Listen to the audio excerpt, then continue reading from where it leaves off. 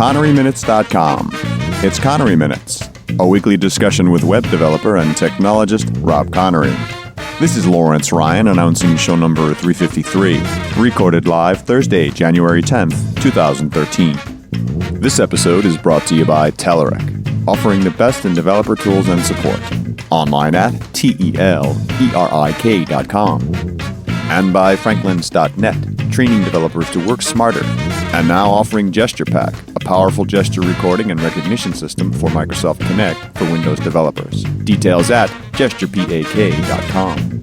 In this episode, Rob talks to Scott Hanselman about midlife crises.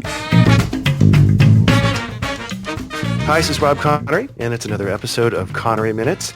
Today, I am interviewing Mr. Scott Hanselman. I don't know why I find that so stupid every time. I know, I can't. You know, it just has to happen. It's How are lovely. you today, sir? I'm always uncomfortable when you're on the show, Rob Connery. I'm hijacking your show. I sent you an email, and I said, Scott, it's time to hijack the show again. Needs more cowbell. Exactly. The reason I wanted to hijack your show is you have a birthday coming up. So do I. When is your birthday? January 17th. Oh, wow. That is very soon. Yeah. Mine's a couple days after yours. Wow. Okay. Yeah, you and me and Phil all have birthdays within 1 week, I believe. Yeah, but Phil's like 24. Yeah, he doesn't count. That's true. Yeah. Well, the interesting thing is I was thinking the other day about my birthday, and I was joking on Twitter, and I said, oh my gosh, I'm almost 29, which is a lie.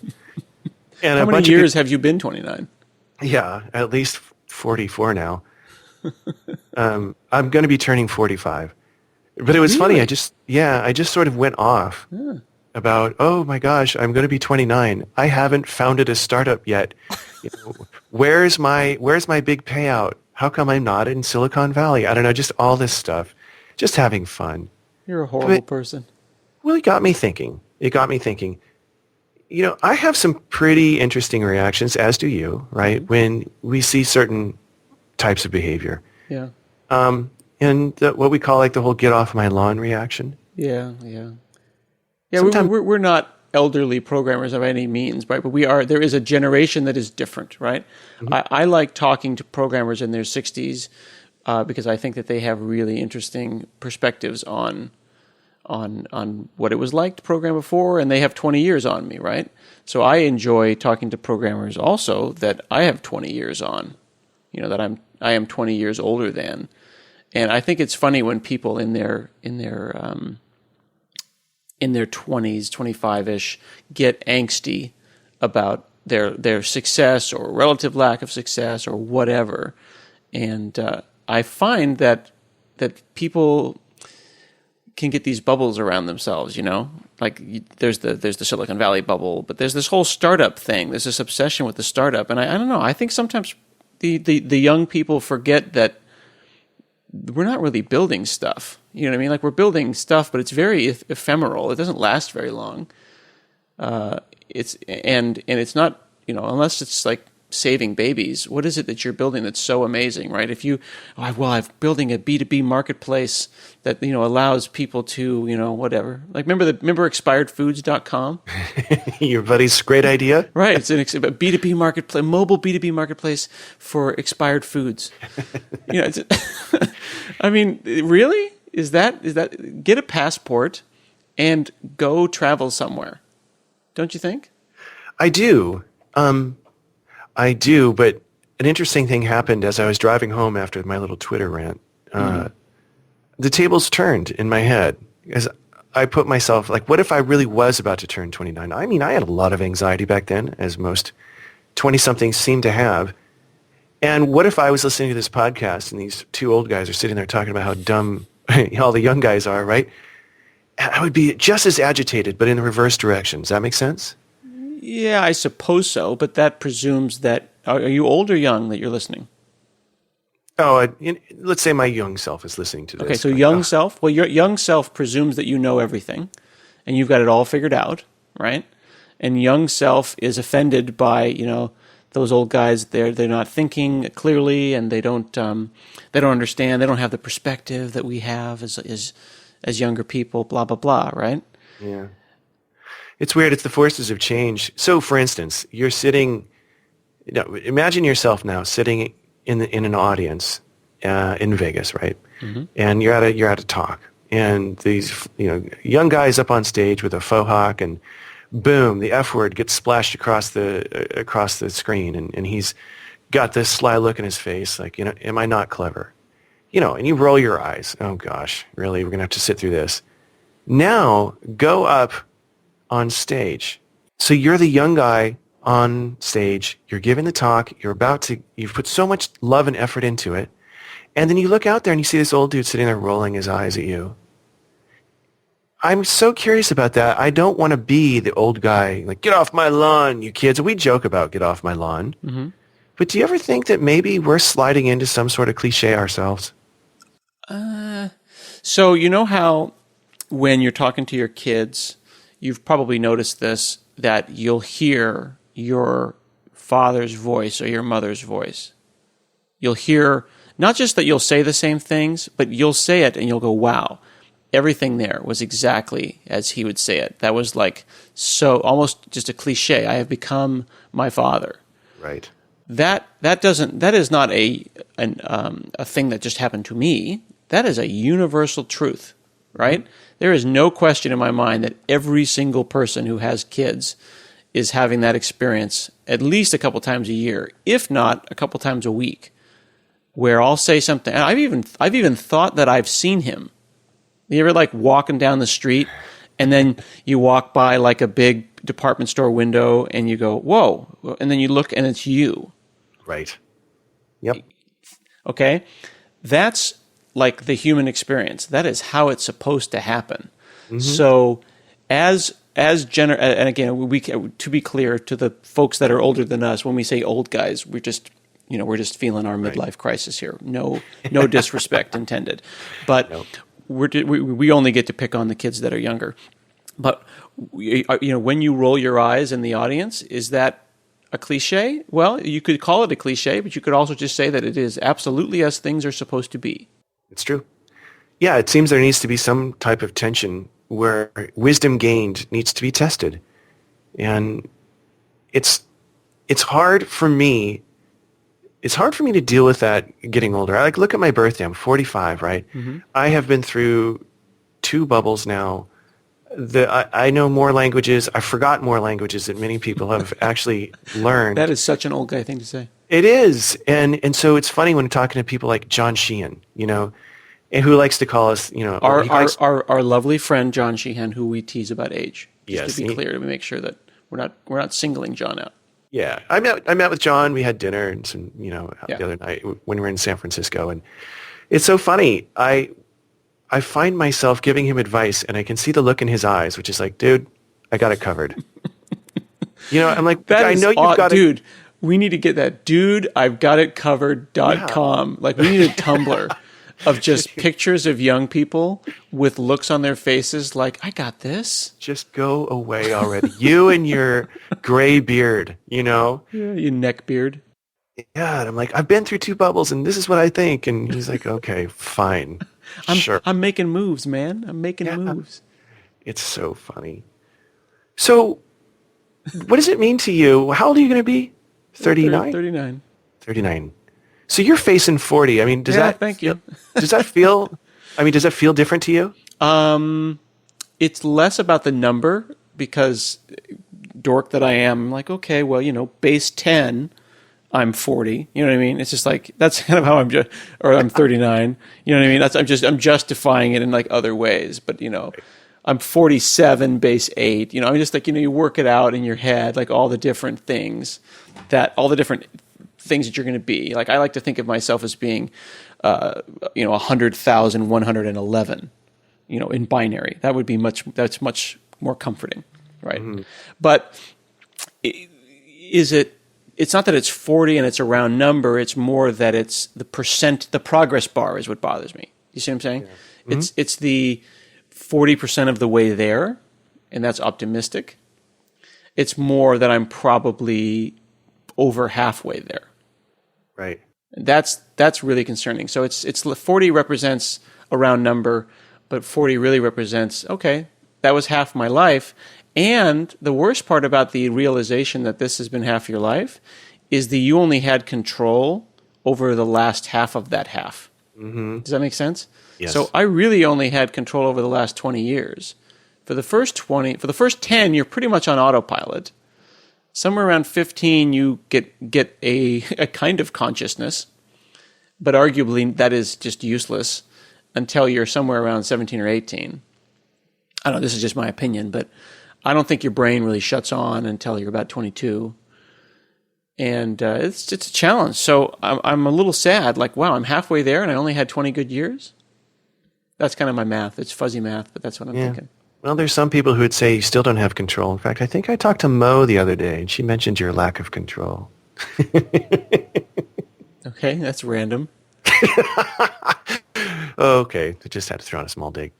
That bothers me. And I'm thinking about the progress bar. It gets me thinking about that idea of living life by default. Did you read that article about living your life by default? No. It was an article, I think it was like the New Yorker or something, and it was basically saying, here's what happens when you live your life by default. And it was they made up this theoretical person, okay?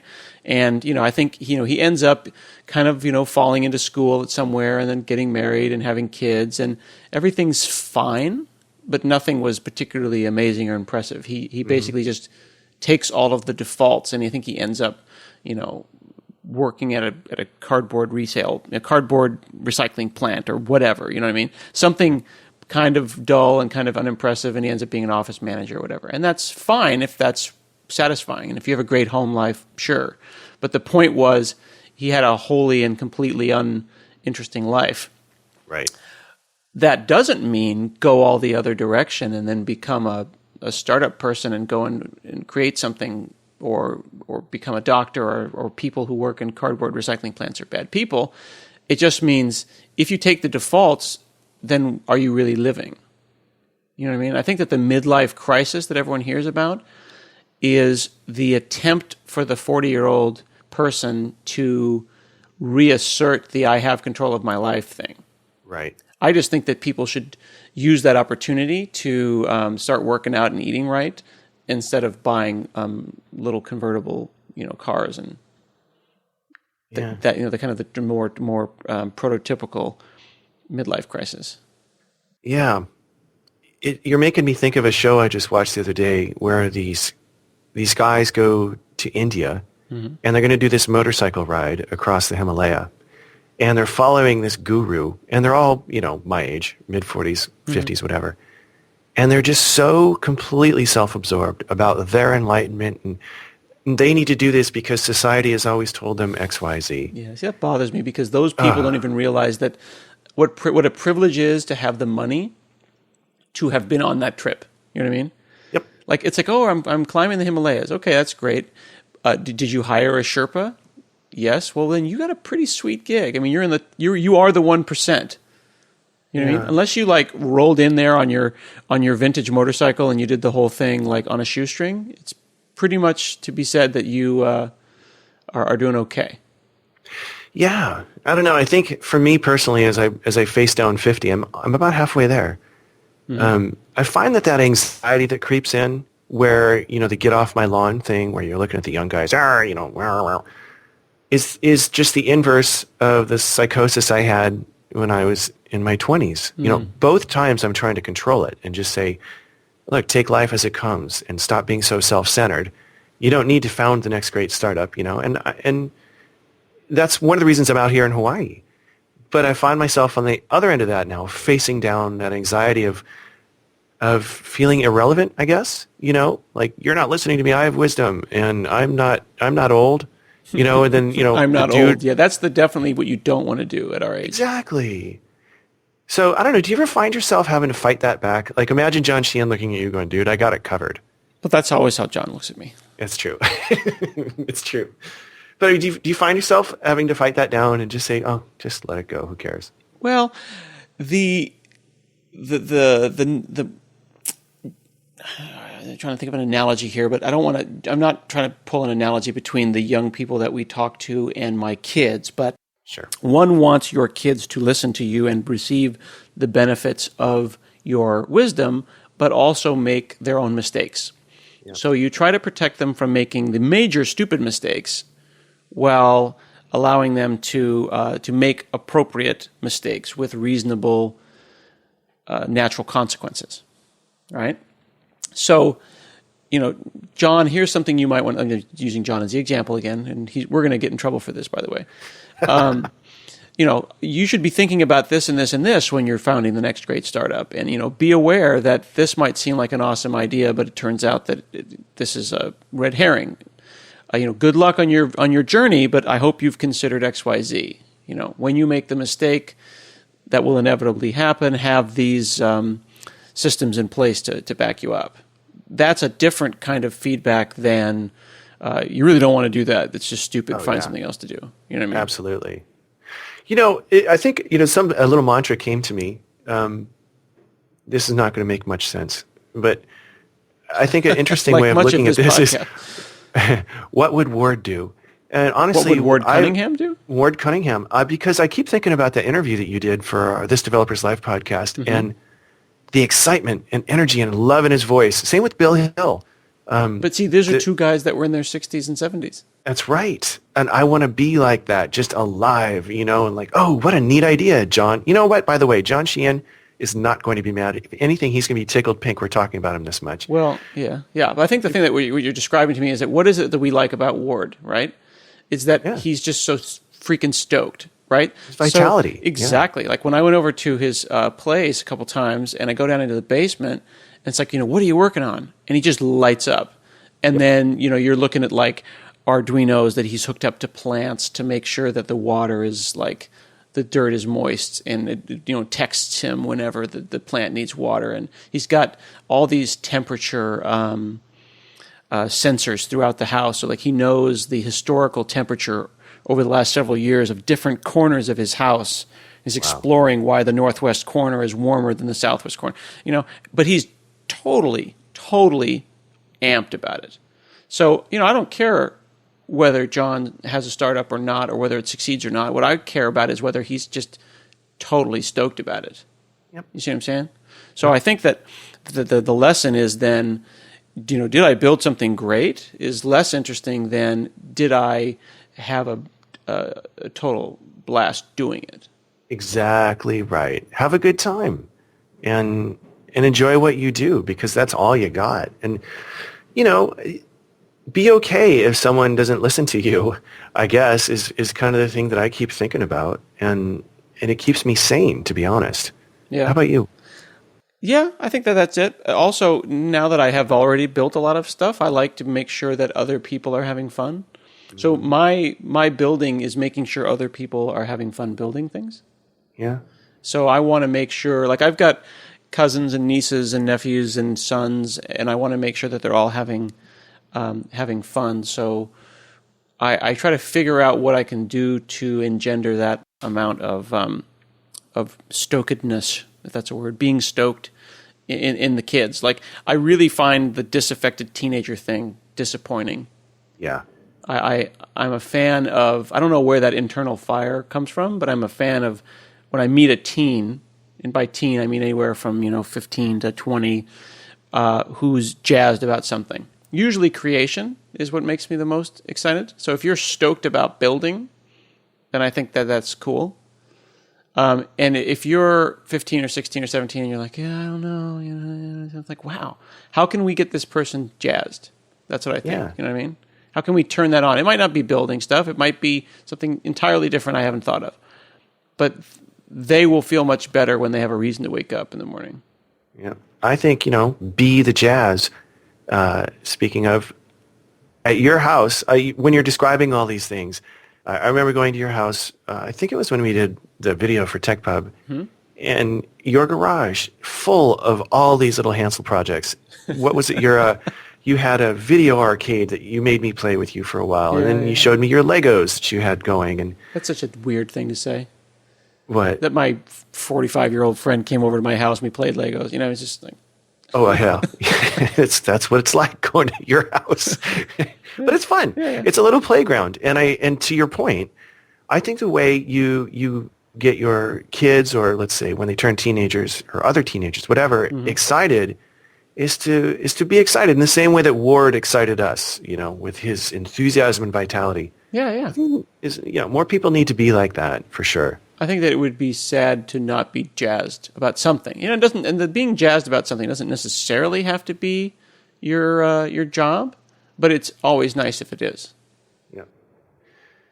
Do you know how many people out there right now are going to just call this our midlife crisis episode? Let's call it that. Coneryminutes 2, the midlife crisis episode. Yeah. And by the way, did I tell you I'm planning a motorcycle trip across the Himalaya? You want to go with me? Of course you are. I got my guru. There's no way, dude. I have less than no interest in doing that. Negative interest. You are actively going to thwart it from happening. Yes, I'm going to stop it from happening.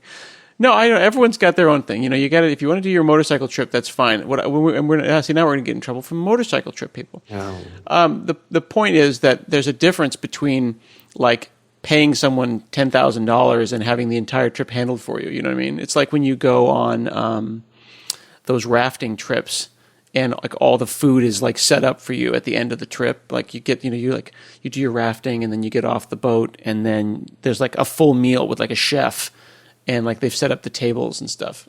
There's, that's somehow less impressive, and less of the journey. Yeah. So as you're describing this, I'm wondering if there's anything that would make you change your mind about going to the Himalayas. No, yeah. Come on, Scott, let's go.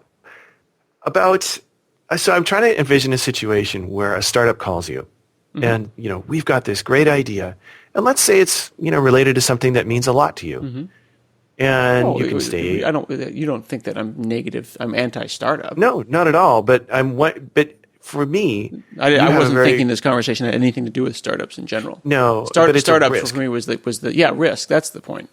Yeah. So the point would be that they have an opportunity. You can work from Portland, or not Portland. You can work from your house.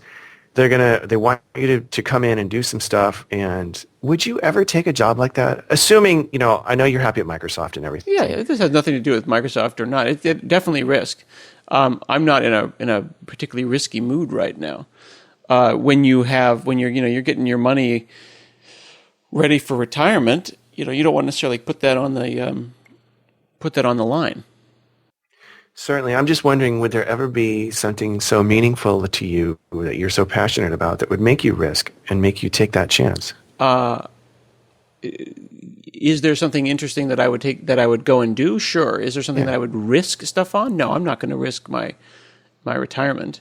Now, that doesn't mean that I work at Microsoft for retirement purposes. I had money before Microsoft. I did a lot of stuff. $1 billion. No, I'm just saying that the Microsoft paycheck is lovely. The Microsoft healthcare is lovely, but I don't.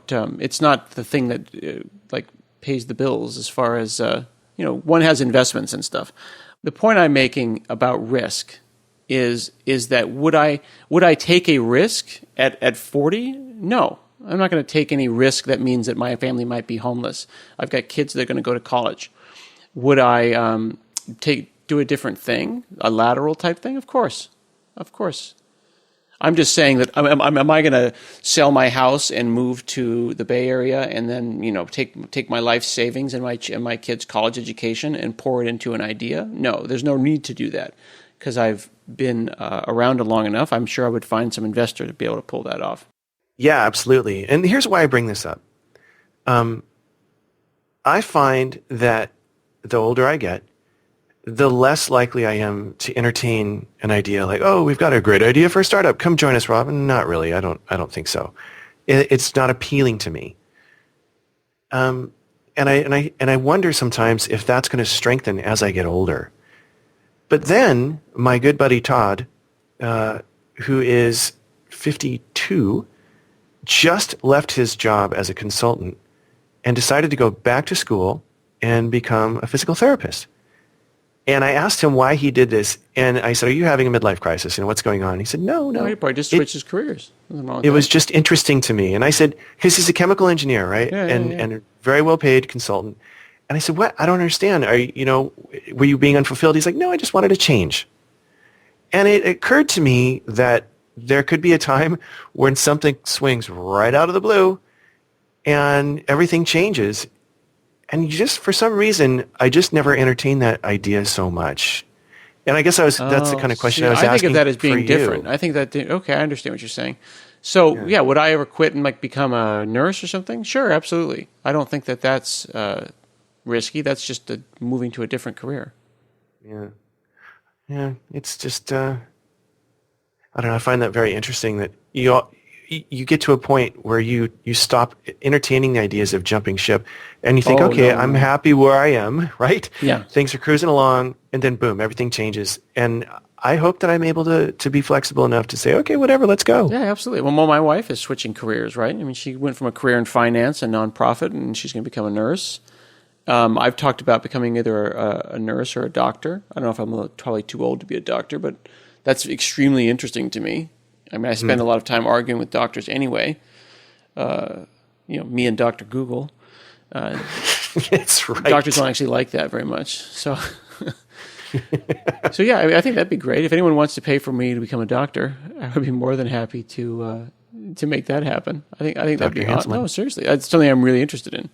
So yeah, I could do something like that, and I don't know. I don't know if it'd be endocrinology or what I would do, but yeah, good question. I could see you working on something like diabetes, later in life. I like the idea of actually seeing patients. You know what I mean? I don't want to be a researcher, like literally seeing patients and hanging out with them, because I think I would be good at that. But at the same time, this is the thing. If I went and became a doctor, I would probably end up just teaching. You know what I mean? Yeah, I was going to say, I could see, like, you make an appointment with Dr. Hanselman, you go in the room, and you sit down and you go, look at this new X-ray reader I have. This is so cool. And have you ever seen this? Yeah. And 45 minutes go by, and you say, what are you here for now? Yeah, exactly. That's a problem. Like, look at this app. I don't think that people would, like, appreciate that. Well, Scott, thank you for letting me take over your show again. We wandered this conversation a little bit, but I think there's something listenable in there. Maybe a minute or two. You're not going to invite me back, No, are you? you're never coming back on this show. Oh, all right, fine. All right. Bye. Bye-bye. This has been another episode of Coneryminutes. You're on the Hansel Minute Show. We'll see you again next week. Bye-bye. No Shatter. Give me Scottish. Scottish? I can't. I can't do Scottish on demand. Yes, you can. Try it. It's my show. Oh God. This is. I can't. I can do Scotty. No, I can't do it. I can't find my tongue, because when you want to do an impression, you have to like find a word or a phrase to start it off. You know what I mean? All right, Tonight Show. How about Tonight Show? Johnny Carson. You can do it. I know you do that one. Let me see. Johnny Carson. This has been another episode of the Coneryminutes. I did not know that. That is pretty fantastic. Thank you, Rob Connery. It was Coneryminutes. It was Jimmy Stewart. Or what about Sean Connery? The only impression I can do is Allende. This code depresses me. I've tried that. What is that? So many Who times. is that? Oren. Allende Rahim? Yes. That's what that was? Yes. This code makes me want to cry. This podcast is making me more stupid. This podcast, it's time for it to stop. Make it stop. Click. All right. Goodbye.